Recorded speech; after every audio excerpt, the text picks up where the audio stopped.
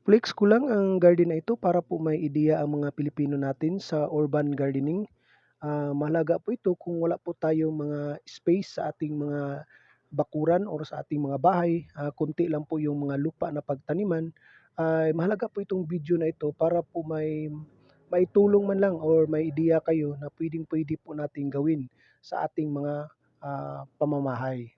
So ito po yun ay gamit po ng mga recycle na mga bagay, tulad po ng mga plastic bottles, puwedeng-puwede po 'yun gamitin 'yan at, lagyan po ng mga lupa at kayo na po bahalang magdisenyo kung ano po yung gusto niyong gawin sa mga bottle. Puwede po 'yun, ikabit niyo 'yan at puwede po din ng mga lumang pantalon na puwede pa siyang lagyan ng mga lupa at taniman po ng kahit ano, yung mga coconut husk, yung mga kawayan, puwede-puwede din lagyan ng mga lupa at taniman po ng pitsay. Ito po yung nakikita niyo, tinamnan po ng pitsay na 'yan at sa baba ay yung mga Chinese kangkong.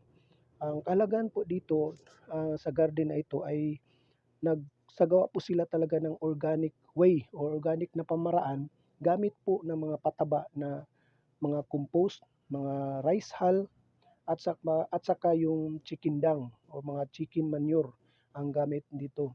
Ito po yun ay para makasiguro po tayo sa ating food safety. Courtesy po ito sa aming High Valued Crops Coordinator na si Sir Juni Silio na siya po ang nagbibigay po dito ng kaalaman para sa mga urban gardening. At ito po ay ginawa para po sa bilang demo farm at may yung mga farmers natin ay kusa po ditong i-apply nila itong teknolohiya na about sa urban gardening. Thank you so much guys.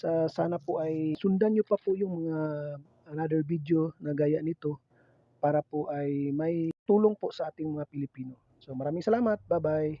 God bless us all.